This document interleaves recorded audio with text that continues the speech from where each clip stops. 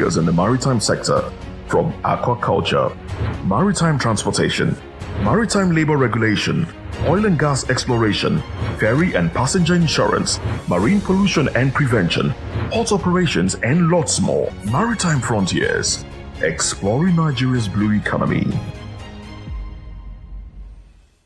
We encourage you to click on the like button and subscribe to our YouTube channel. We are Voice of the People TV. Also follow us on all our social media platforms. We are at VOP TV Live. Visit our website www.vop.ng for fresh and trending news. Also watch us live on SLTV channel 264. VOP TV, Voice of the People Television. The red carpets, awards, the razzmatazz, music, fashion, interviews, and more. Spotlight on Voice of the People Television. Let's feed you with all the juicy stories in the global entertainment space, bringing you the glitz and glamour as they hot. Stay tuned to Spotlight, 1 p.m. Monday to Friday. Spotlight on VOP TV. Entertainment like never before.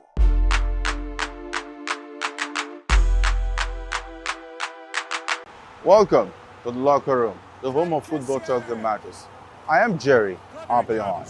Join us every weekday, Monday to Friday at 5 p.m. Nigerian time, as we share the hot takes and hot debates in the exciting world of football. And joining me are the usual suspects, Ikechukwu and Mayowa, as we break down all the hot takes and everything that's happening in the football. Don't just watch football, live it with us. Catch us on the locker room and Voice of the People Television at 5 p.m. Nigerian time. And like I always say, if not 20 minutes off, please discuss. This is African News on Voice of the People Television, where we don't just bring you the news, we bring you Africa's heartbeats, the policies that shapes our world, and the economy that determines our future. African News on Voice of the People Television. Stay with us.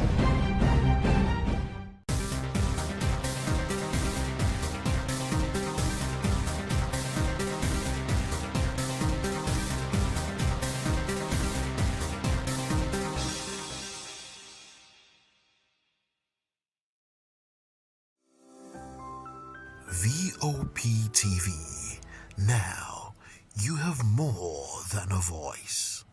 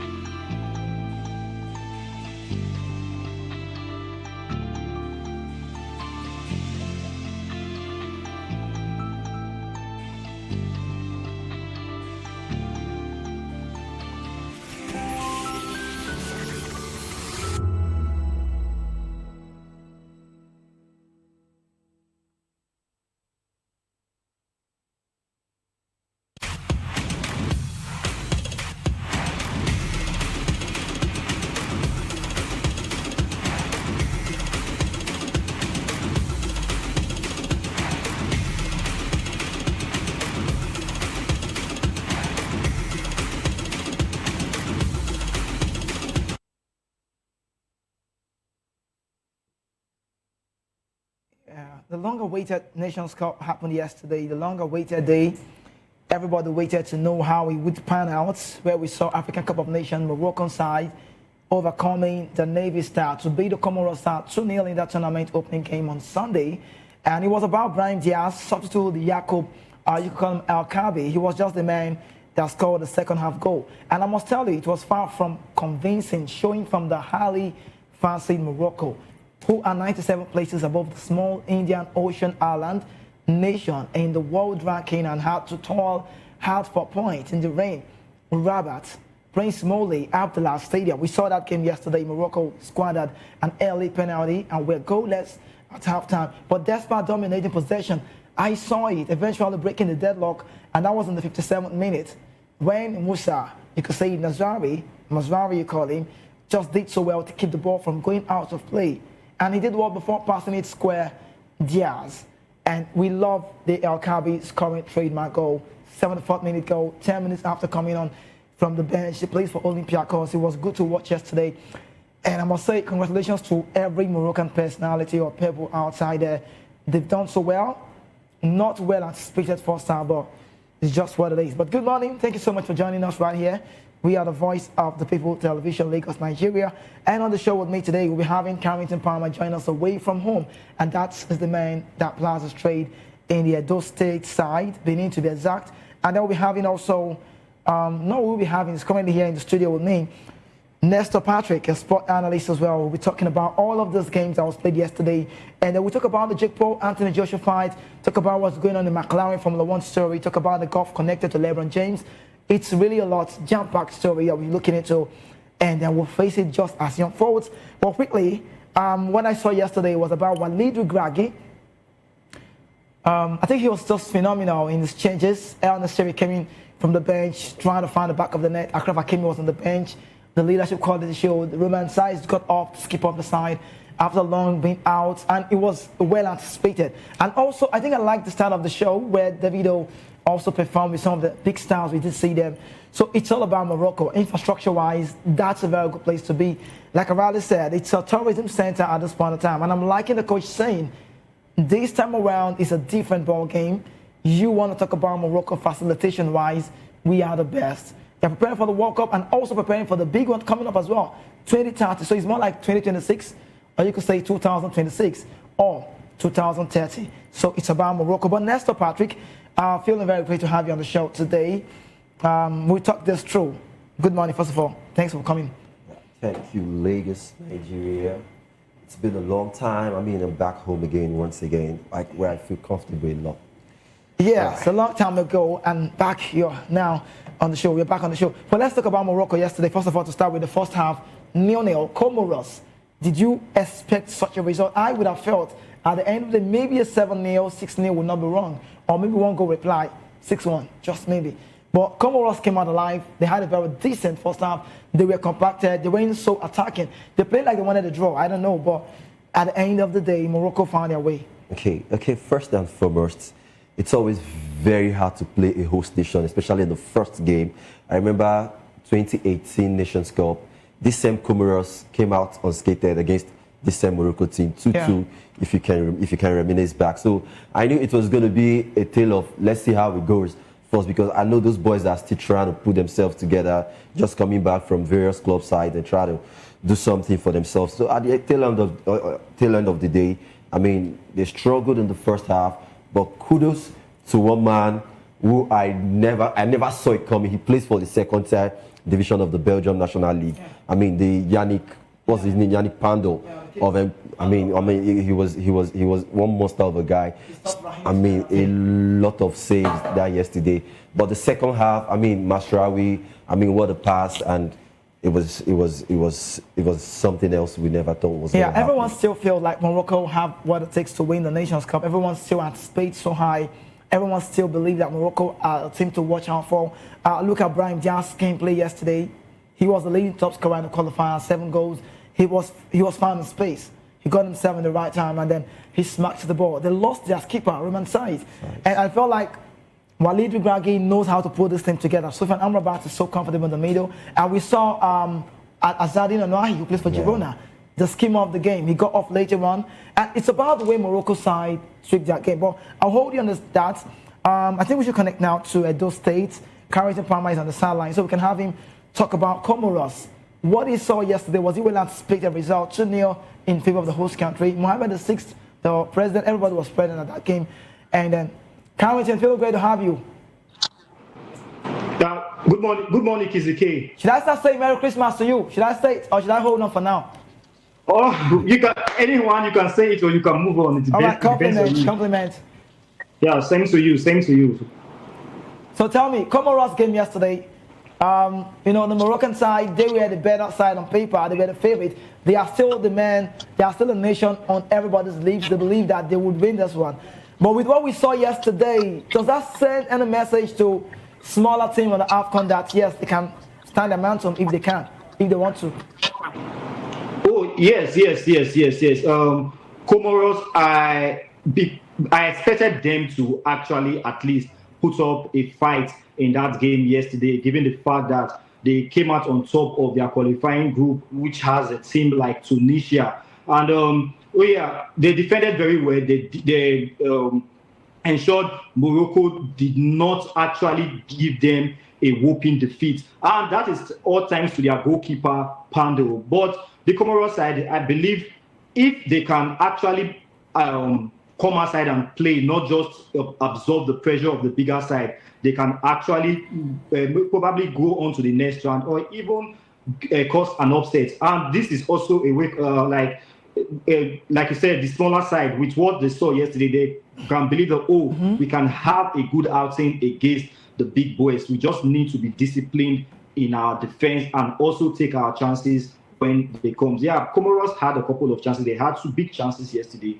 but they failed to take it. That was why they ended up losing that particular event or that particular match. But other smaller side, this is a call to them that, if we do well, if we defend very well, we can actually get results against the big side. All right, so it feels very great to know that it was a difficult opening game. The coach of Moroccan side, Walid Regragui, said the opening game is always very difficult, and we came good in the second half. Now that win extends Morocco's record-breaking run of successive victories by a national team to 19. In October, they went past the previous best of 15 set by Spanish side in 2008-9 season. And there will be concerns in the Hope camp. However, I talked about Ruben Saiz. He got off in the game in 18 minutes with that very tears in his eyes. We saw that. But tomorrow, don't forget, Nigeria will be taking on Tanzania. You could say Tanzania taking on Nigeria. Anyone works for me. Mali, Zambia meet on Monday. Today, in the next Group A clash in Casablanca on the second day of the marathon tournament. There's also Group B game matches. Angola meets South Africa in Marrakesh, and then Mohamed Salah's side will be playing against Zimbabwe in Agade. So these are the games that we'll be looking into in the course of possibly today, tomorrow, and how it unfolds. But let's move on to the next phase where the Super Eagles are in the news. But just a bit, the Super Eagles are in a very big chase to win their 4th title. And when you say we are giant of Africa in football, I don't know where you're coming from. Then if you're a giant of Africa, what happens to the 7-time champion Egypt? But it's no longer news that AFCON 2025 runs from 21 December 2025 to 18 January 2026, making the first time it's a marking of time that this tournament will be charged and staged during the Christmas New Year period. Beyond that special action of the pitch, AFCON 2025 is expected to offer a rich cultural showcase as Africa presents the best of its sports, music, and heritage to a global audience. While host nation Morocco are firmly on everyone's lips, it would interest you to know that the Nigeria Super Eagles remain among the leading contender for glory as the chapter in African football history. The Competition of African Football CAF is set to note and set the tone high. Now we saw David Adeleke, popularly known as Davido, among the headline performers. It was great to watch Davido performing, and he's also Morocco's 2nd time hosting the competition, having previously staged back in 1990. That's 1988. So, but Morocco coach Walid Regragui has made no secret of his ambition. According to him, he said, "We are focused on the present because we have to win. Looking beyond AFCON, we are also preparing for the future because there is 2026 and 2030 ahead. That's the goal. I have to build a top-class team with experience." So, and then they have Hakimi in the news. Hakimi, he said he sacrificed himself over the past 4 and 5 weeks like no other one has done. He set an example for the players and the staff. The rehabilitation protocol has been very nice. But I'd like to say this to you, I'm not surprised. We're not surprised that the game went that way. History also appears to have favored the host nation, all but one of the 34 previous opening games at the AFCON final scheduled. Now, since the inaugural edition of this AFCON, that's 1957, hosts have recorded 19 opening matches victory before what we saw yesterday, suffered only 5 defeats and drawn 9.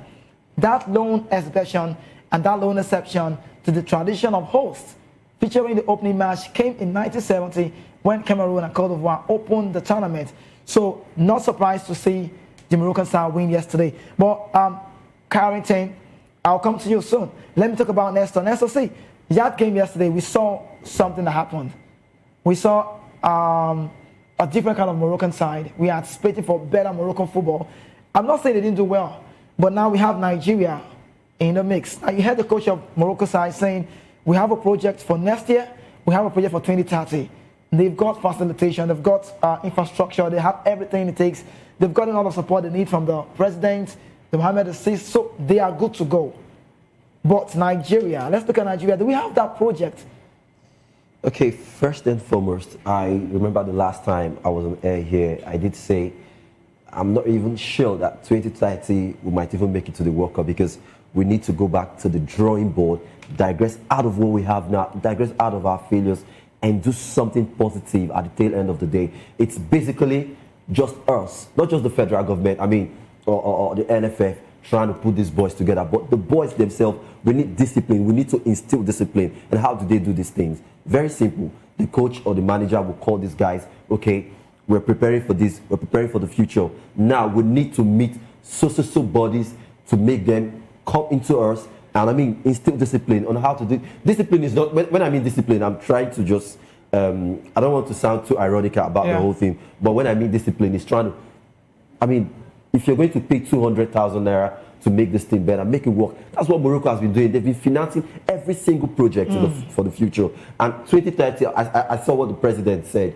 the president of Morocco. He said they are trying to go to Spain. They're trying to learn new very close. We know how the technology. They're very close.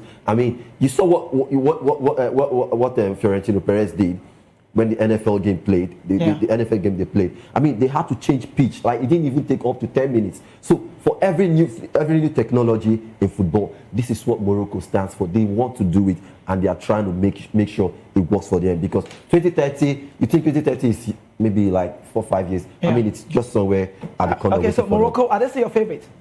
Morocco are not really my favorite because according to what they played yesterday, Yeah, no. For now, I saw what they played yesterday.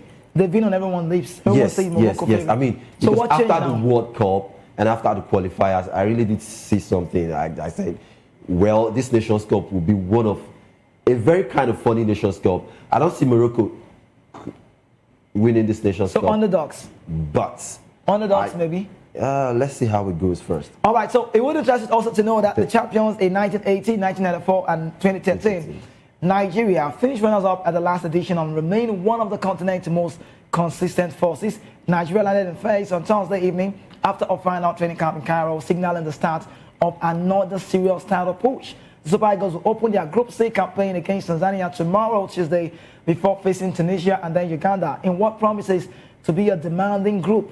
Head coach Eric Chow has been clear about the standard expected of the tournament. Speaking to CAFOnline.com last month, he said, when you coach Nigeria, you have to win everything. The pressure is heightened by the Nigerian failure to qualify for the World Cup, and that is making an opportunity for redemption. Now, leadership within the squad has also evolved following the retirement of William Ekong. Wiffen Didi stepping up as the captain, supported by Moses Simon, Alexi Wobi, Victor Osimhen. Nigeria first opponent Tanzania are making only their 4th AFCON appearance and were once coached by Nigerian football legend Emmanuel Amunike. Despite their limited tournament history, the Typhoon Stars are regarded as disciplined and potentially dangerous opponents. We also talk about Tunisia and Uganda, Nigeria's first, Nigeria's remaining Group C rivals, bringing their own pedigree and history. Tunisia, I respect them a lot. They are champions they were champions in 2004, and they are making, this is a very big record, making their 17th consecutive AFCON appearance. So they are always involved. While Uganda have long been awkward opponents for the Super Eagles, dating back to their semi-final victory over Nigeria back in 1978. Beyond the football, AFCON 25 has raised the stakes financially, with CAF increasing the prize money. So you can't say $7 million anymore. We now have $10 million as the continent awaits the very big final. For many Super Eagles fans, they are anticipating something very great. But Carrington, I look into the national team, and there was this big distraction back to me, and there was this big distraction we saw. I think it was about the captaincy role, and someone is saying it doesn't sound good to see Ekong leaving now that we felt like we needed him most. The leadership quality, and the Alcolo defender said, I'm done here, I don't want to play anymore. left for me, I feel that there's so much behind the scene about Ekon's retirement, and it wasn't long Musa retired. That being said, it left Nigeria with no choice but to have a new captain. Mouths were wagging, eyebrows were raised. People were saying, let's make Victor Osimhen the captain of the team. I was also anticipating for Ndidi because he's been on the job as an assistant before. But it was a bit of distraction for Nigeria. Now, going to the game tomorrow, Eric Chell, tell me, is there any pressure on Eric Chell, knowing fully well that just maybe if he loses out on this very one, he might be laid off by the body that governs the game in Nigeria, NFF?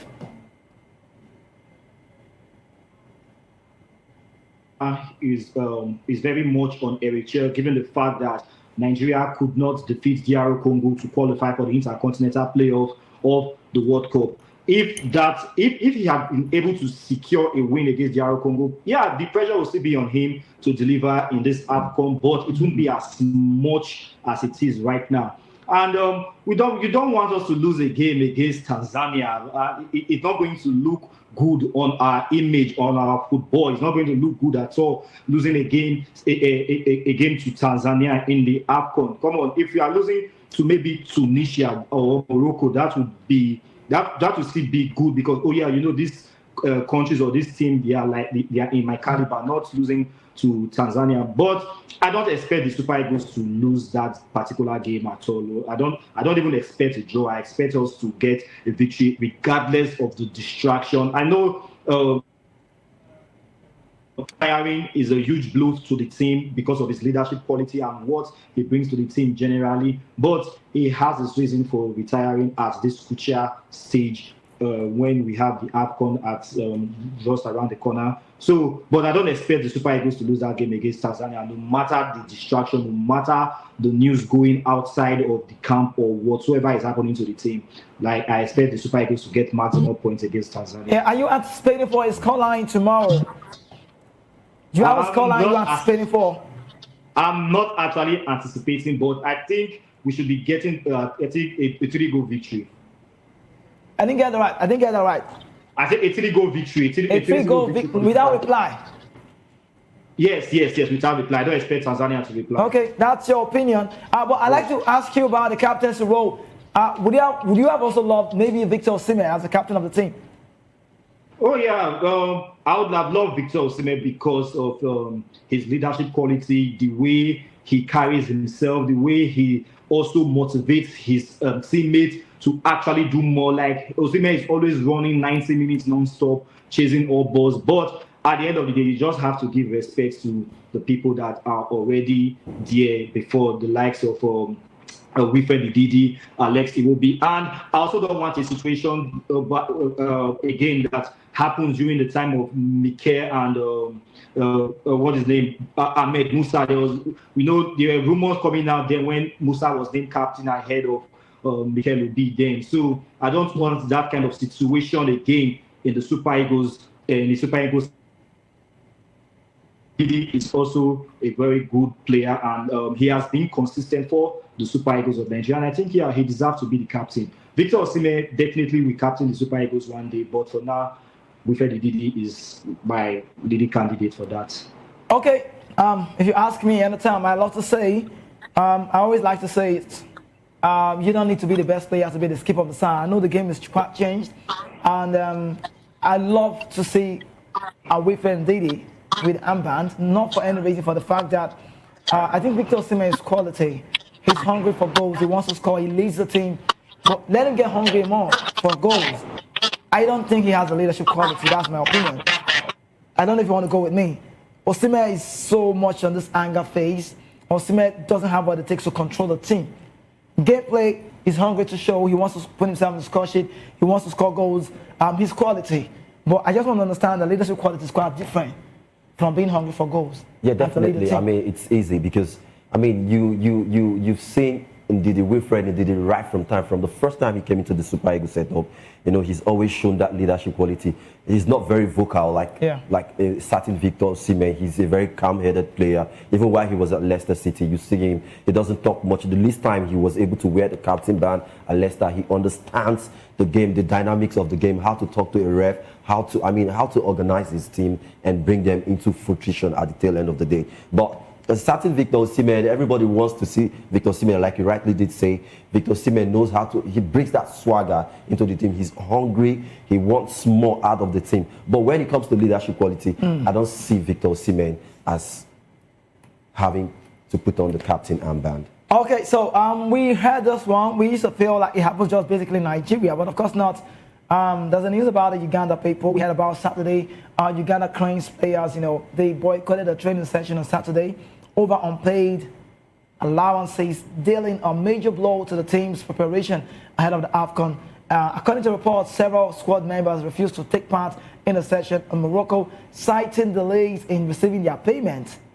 The players also were said to be seeking clarity on the exact allowances they are entitled to during their stay ahead of the tournament. The development comes just days before Uganda is set to take on the Group C campaign against Nigerian side Tunisia, but they play Tunisia first of all, and that's for tomorrow. The Cranes face a tough challenge in the ghosts, and in that very group that also features three-time African champions Nigeria, and talk about the eastern side again, the Tanzania people, you call them the East African rivals, Tanzania. But that strike has drawn widespread attention with reports and social media posts highlighting the disruption to Uganda's training session, raising questions about the team readiness for the opening match. Now we have Uganda against Tunisia, Nigeria, Tanzania. Could this be an advantage for Tunisia tomorrow, Carrington? I don't know. This is, for me, a distraction. And we don't want to see players being old. We hate basically more in Nigeria. It happens a lot. During the tournament, you already know your heads are high and you don't have that allowances that ought to have to yourself. So is this an advantage tomorrow for the Carthage Eagles of Tunisia? Yeah, of course. Yeah, without this distraction, I expect Tunisia to actually get the victory over Uganda because Tunisia, first of all, they've been on a very good run of form in the qualifiers for the World Cup. They played 10 games, won all 10, and they did not concede a single goal. So that's a huge achievement for them, first of all. So I don't expect Uganda to get a win over them before now. But with this, with this distraction, with this boycott of training, and they have not been at the Uganda have not been at the AFCON for a very long time now. So and now they are having to face something like this, to boycott training because of unpaid allowances, which happens almost everywhere in Africa. And this is one of the reasons some parts of African football is not growing the way it should. And I don't think the Tunisia side even would have any issue the Uganda side, although I don't really know how the Ugandans play. But I expect Tunisia to actually get the victory over Uganda. But I wish the Ugandans were, but this is not me writing them off, but I expect the Tunisia to get a win over Uganda. Okay, so let me tell you, stay with me. We had the news about Super Falcons star Michelle Alozie. She's arrived in Morocco to support the national team. She shared the moments from her, arrival on social media, probably representing Nigeria. Alozie also met the likes of former Super Eagles striker Yakuba Yegbeni at the airport. And it's a very big game. So what's this connection about Nigerian female football? Do we have a connection with the Falcons and the Super Eagles? Is there a connection? Alozie plays for Texas in the Houston side and Houston Dash in America, and flying a trade, finding a way to get to, Morocco. What does this mean for Nigerian football? Female version and the male category, Carrington. I think there's a connection, a heady connection between the Super Falcons and the Super Eagles, and it's actually a very good thing when both sides support themselves, because Falcons are supporting them. It's going to give them a huge boost, and also let them know that we are not just playing, or not just our fans back home are watching us or supporting us. Our female national team are also supporting us, and same thing applies to the Super Falcons. So we need things like this. We need a connection like this. At least that is going to, when you have this kind of connection, this kind of harmony amongst both sides, it's actually a huge boost. And I don't think it's something that we should be worried about. No, it's something that we should encourage. Because, the Super Eagles of Nigeria, they need all the support that they need in this AFCON. And Alozie flying over to watch the Super Eagles is a very huge one, and a very huge, I'll say kudos to her for doing that. And that shows that, oh yes, the Super Falcons and the Super Eagles, they have a good connection and they have a good relationship. Okay, so Nestor, what's the connection for you? Okay, it's I remember some time ago, if I can reminisce, was it in the last Nations Cup or the other Nations Previous Cup? one. I mean, when we lost at the semi-finals, was it the semi-final against Algeria? Okay. Yeah, the Mahrez's free kick. I remember how former ex-Super Falcons goalkeeper Anne Chejine Agumana cried in that semi-final. It was a painful defeat, I mean, against the Algerian side. I mean, seeing how she cried, it showed, I mean, competence of what she wants the Super Eagles to do at the tail end of the day. And, I mean, for me, I feel the connection has been there from the very first time till date. And it dates back as well, like I did say rightly. Okay, I think, yeah, let's leave that. I lost the good news to see for female football. Well, quite lost at some point. Now, Sunday Olise said something. He's saying Morocco are the favorite to win the AFCON. He's been saying this. Morocco is now Africa's #1 team. Everybody knows. First African nation to get to the semi-final of a World Cup. They won a bronze medal in the last Olympics, coming from Sunday Olise. They came third. They would have won it as well, but they lost to the eventual winner, Spain, in the semi-final. So now, in any direction you look at it, Morocco have built infrastructure. They have a strategy, and they have decided on a very good playing style. They have the set wage system. You said they're not your favorites. That's your opinion. So, Carrington, tell me your favorite to win the AFCON for you, who? Obviously, Morocco. Morocco for you? Okay. Yes, Morocco and South Africa. That's my two teams. Yeah, Morocco and South Africa. That's my two Well, teams. you can say South Africa, they are a very good side. Looking at how far they've come with a short period of time. I will agree with you. But still on the AFCON, we talked about Davido. You could say David Adeleke, popular known as Davido, award-winning singer. He's in the news. Right now, he has placed a bet. I think that was yesterday or thereabout. $25,000 bet on goals ahead of the Super Eagles opening match against Tanzania tomorrow. Now you understand. Davido is, I don't know, I think the word is Davido likes to be in the news. Good to see him. Afrobeat pop star, world-class performance, we did see from him. But the singer shared a screenshot of a bet slip on Sunday via his X page, and that's showing the wager on both teams to score in Nigeria Group C clash, and he accompanied the post with the caption, "Let's get this win, Nigeria," while tagging betting platforms. Now that bet carries potential winning of over $96,000, and that has quickly sparked reactions online with fans praising the singer's confidence. You know Nigeria, we already told you, we'll be playing tomorrow 6:30 p.m. Nigerian time, and the quest is very high, just chasing that very one.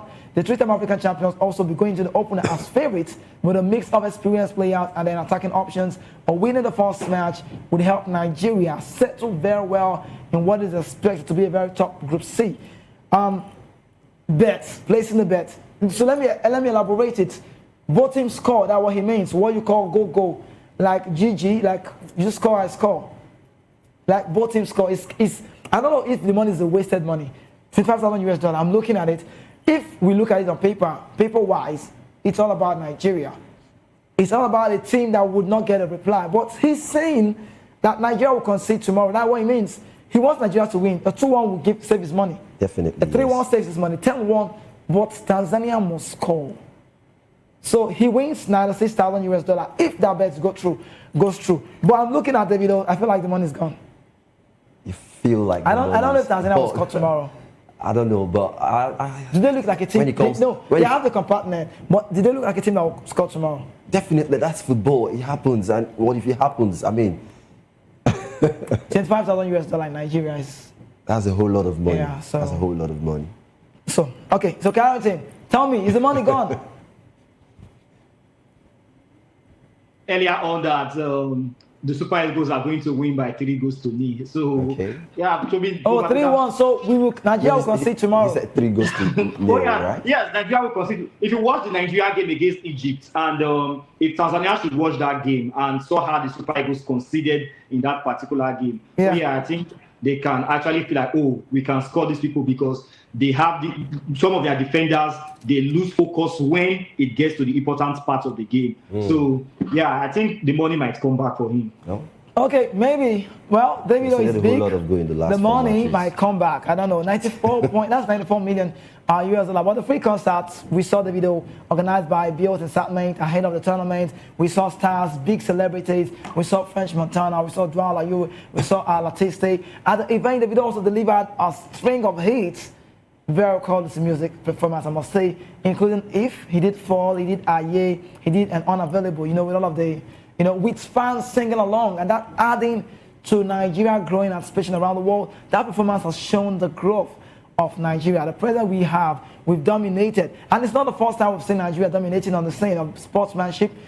Nigerian music at some major events, we've seen them in recent years. Afrobeat stars having increasingly taken stages from football betting platforms, football biggest platform. I think in June 2023, Burna Boy made history by headlining the UEFA Champions League final kickoff show in Istanbul, Turkey, and he performed last. Everybody goes to breakfast, and it's plenty, becoming the first Nigerian artist to open the Champions League final. Rema followed back in October 2023 when he performed at the Ballon d'Or ceremony in Paris, delivering a calm down song. Baby, calm down. It sounds well. Before the football legend, including Lionel Messi and Kylian Mbappe. In July 2025, Grammy-winning singer Thames also joined the list of performers at the FIFA, I think it was FIFA Club World Cup final in New Jersey, further cementing her global appeal. Beyond this moment, Nigerian artists such as Yemi Alade, Femi Kuti, Big Weezy, Wizkid, Riley Cole, The Bunch, Kiss Daniel, Farwa, DML, Pat Rankin, they've all appeared at international sport and sport-linked events, reinforcing Afrobeat's growing influence on a global stage. You have a word for Nigerian entertainment industry, how far they've come within a short time.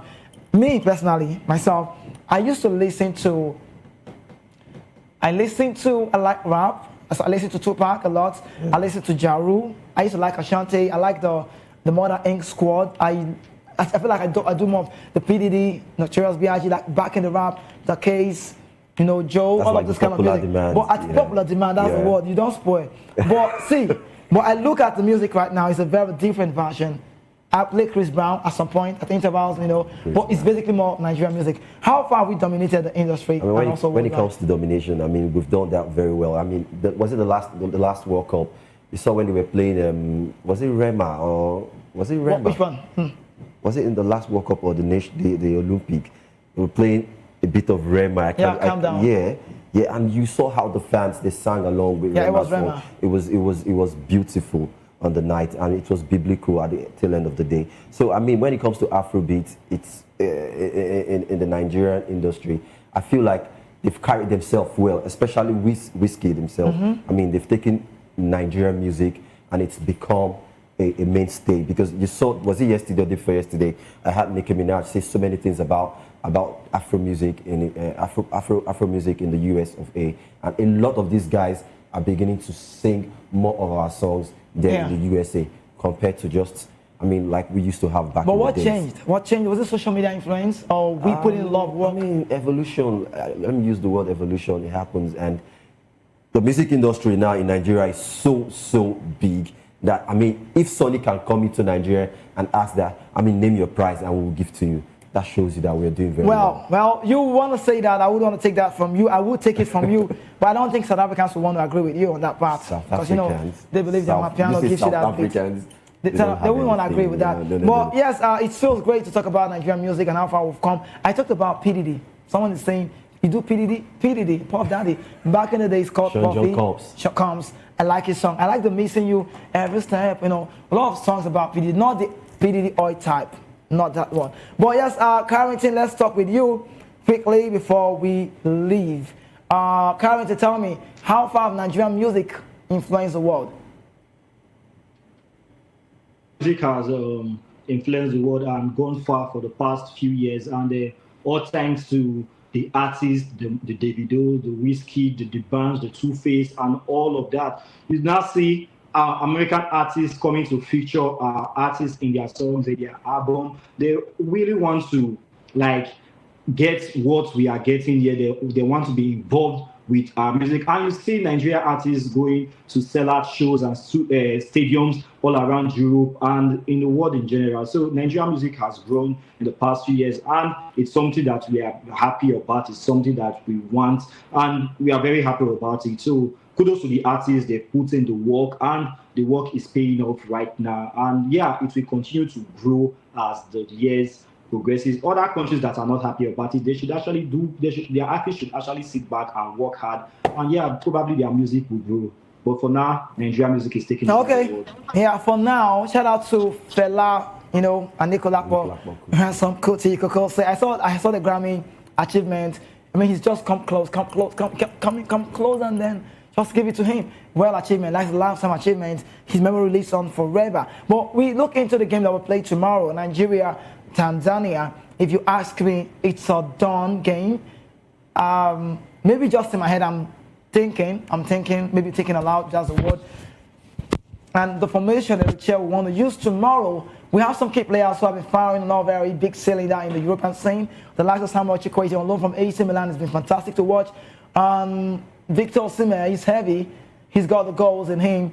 Paulo Nacho, maybe on the bench side with 11 goals in 15 games in Trabzonspor. Turkey. When you look at Moses Simon, he's not drowned in the game. Lookman's picking up his form. Rafael Onyedika is back on Didi. The team, quality-wise, value-wise, look at the jerseys you have on the screen. This team is good to go. The bench is also quality. Amasa Basoje, just possible. That bench, for me, can even hurt the Tanzania side. But it gives me the edge to say that the football world has changed in Africa because we no longer have minnows in the game. If the Moroccan side can get a 2-0 lead, where everybody anticipated for a goal line with a high margin, and yesterday we just saw 2-0, it would also interest you to know that the tournament would be tough. But let's do some advertisement, better word about the Nigerian team and how it goes. The number 1 jersey, 2, 3, 4, 5, 6, 7, 8, 9, 10. Funny how it's been lined up this way. I don't know, there's no drastic change. It's funny anyway. But let's talk about Ozoho, the man who is number 1. Number 1 by jersey-wise, not a starter regular. He's been in the team as he's the oldest goalkeeper here, 2018.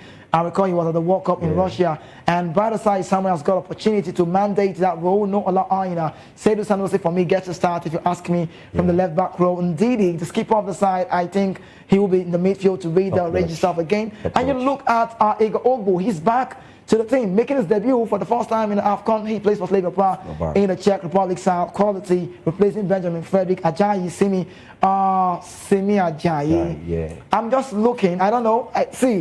He was formidable at the last AFCON. Very formidable indeed, he was. He was. But I look at him this time around, I feel like since he made a move to Hull City, he's not really gained himself when he returned from injury. Now, Pesero played the 3 at the back, if you remember. Yeah. And the 3 at the back worked. We saw Simi, we saw Trus Ekong and Calvin Bassey. But this Franco-Malian coach right now doesn't feel comfortable playing a 3 at the back.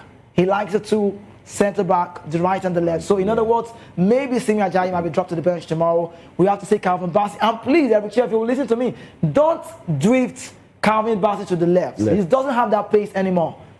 This is not his Ajax days. This is Fulham style. Marco Silva. So we move on. Lookman, number 7, Jesse, possibly get a start. Onyeka, the tank, might be a depth in the middle. I don't know if he gets a start, but Osimhen is a sure man. Dele Bashiru, where's number 10, Jesse? Does this sound like a big load? I don't see us. Well. Number 10, big goal. Number 10. Number 10. I don't know. See, I don't know why they line up like primary school style. No, the number is not. But anyways, we go on. Chukwueze, number 11, Jesse, good. Tells us. I'm happy to have Cyril Dennis back in the team. And then Bruno Yemechi, where's number 13, plays for Olympiacos. Usman Muhammad, that's the name. He came back, returning back to making his debut as well. Moses Simon is the king of the team. Amasa Basoje, top choice goalkeeper. We know Singida, Tanzania. Yes, Amasa Basoje would have told us a bit about the Taifas. He plays straight in Singida. Would it be okay for him to tell us about, or does he know about them? I mean, well, I don't really know much about Basegi, but one thing I know for sure, he plays in Tanzania. It's just a new move. But he's been like 2 seasons. What is it? 2 seasons? Yeah, 2 seasons now. Okay, even at that, it doesn't mean so we don't give whatever. I like it, hold it. We don't give. Let's just see how it ends at the end of the day. So, do we need to meet Amasa Basoje, or do we need to meet Monica to tell us about Tanzania tomorrow? Amunike would have done that a long time ago. Carrington Palmer. So let's move on. We will be number 17. Onyedika returns. Onacho, Awazim, Calvin, Ako Adams, Good, Wabali, Ejuke.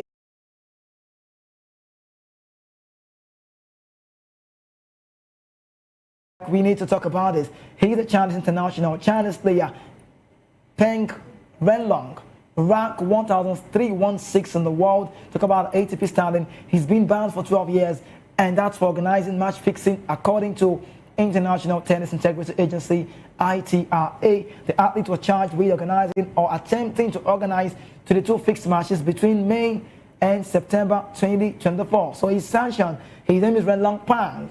And from tennis, we go to golf. LeBron James is unquestionably in the conversation when it comes to the greatest basketball players of all time. But no one has scored more points in NBA history than James. Meanwhile, he has won 4 championships during his incredible career. What Jason Day said about LeBron James, talk about the golf swing in 2018. Plenty of basketball stars have expressed a passion from golf over the years.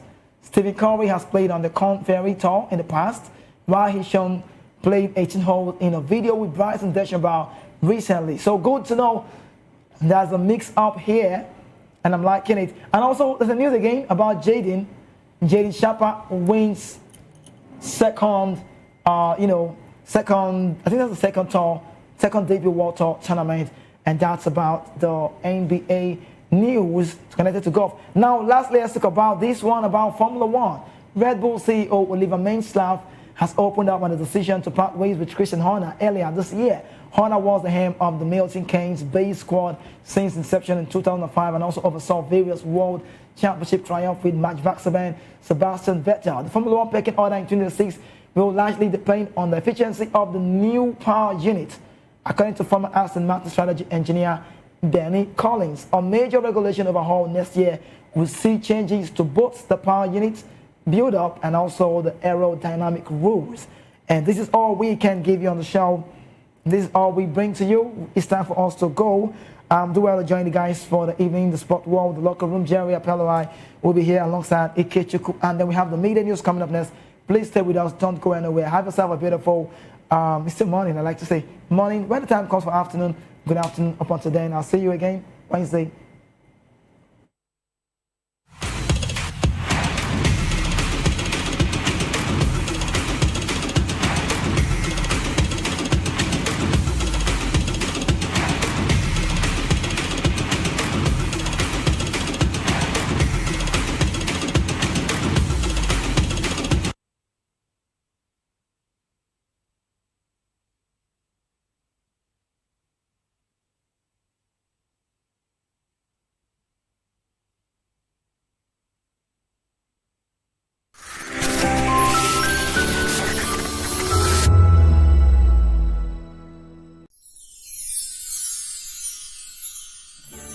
Whether you've been with us through the ups and downs or just joined us for this festive season, take a moment to cherish the moments you've made and look forward to making new ones on the horizon.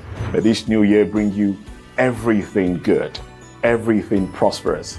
As we bid farewell to the old year and welcome you to the new year, may your heart be filled with joy and your home with laughter. And of course, may your spirit be filled with hope.